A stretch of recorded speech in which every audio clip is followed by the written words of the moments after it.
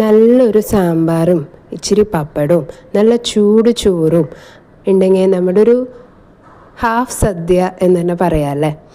അതുപോലെ നല്ല ചൂട് ഇഡ്ഡലിയും ദോശയും അതിൻ്റെയൊക്കെ കൂടെയുള്ള പെർഫെക്റ്റ് കമ്പാനിയനാണ് നമ്മുടെ ഈ സാമ്പാർ.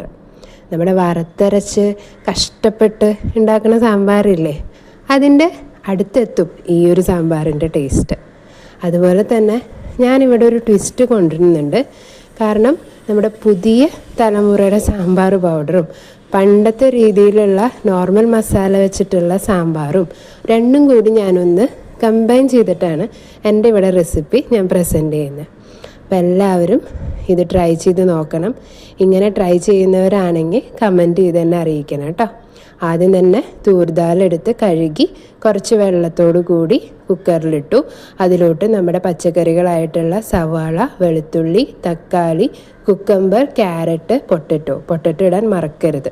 കൂടെ നമ്മുടെ മസാലപ്പൊടികളായിട്ടുള്ള ഒരു 1/2 ടീസ്പൂൺ മഞ്ഞൾപ്പൊടി, 3 ടേബിൾ സ്പൂൺ മല്ലിപ്പൊടി, അതുപോലെ തന്നെ 1 ടീസ്പൂൺ കായപ്പൊടി നന്നായി മിക്സ് ചെയ്തതിന് ശേഷം കുക്കറിൽ ഒരു 2-3 വിസിൽ വെച്ചെടുക്കുക.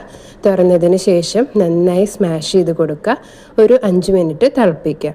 അതിനുശേഷം ആവശ്യത്തിനുള്ള ഉപ്പും നമ്മൾ പിഴിഞ്ഞ് വെച്ച പുളിവെള്ളവും ടാമറിൻ വാട്ടർ അതും ആഡ് ചെയ്ത് കൊടുത്ത് വീണ്ടും ഒരു 5 മിനിറ്റ് തിളപ്പിച്ചെടുക്കുക. അതിനുശേഷം നമുക്ക് ഈ ഒരു സമയത്ത് നമ്മുടെ ഹാഫ് സാമ്പാർ റെഡിയാണ്. നമുക്കിങ്ങനെയും യൂസ് ചെയ്യാം, കുറച്ച് താളിക്കൽ ചെയ്തിട്ട്.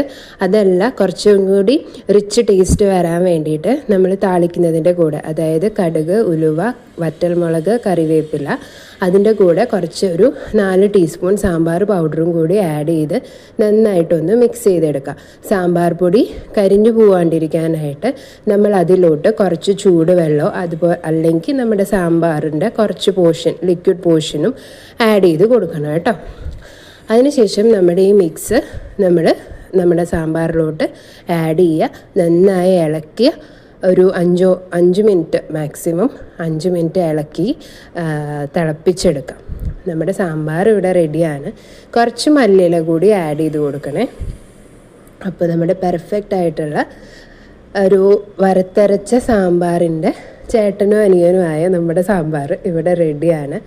നമ്മൾ ഒരു ഹാഫ് കുക്കർ തുറന്ന് അപ്പം തന്നെ പുളിവെള്ളവും ഉപ്പും ഒക്കെ ഇട്ട് ആഡ് ചെയ്ത് വെച്ചില്ലേ, ആ സമയത്ത് കുറച്ചെടുത്ത് മാറ്റി വെക്കുകയാണെങ്കിൽ എരിവില്ലാതെ നമ്മുടെ മക്കൾക്ക് സാമ്പാർ കൊടുക്കാൻ പറ്റും. അപ്പോൾ ഈ വീഡിയോ ഇഷ്ടമായെങ്കിൽ ലൈക്ക് ചെയ്യുക, ഷെയർ ചെയ്യുക, സബ്സ്ക്രൈബ് ചെയ്യുക, കമൻറ്റ് ചെയ്യുക.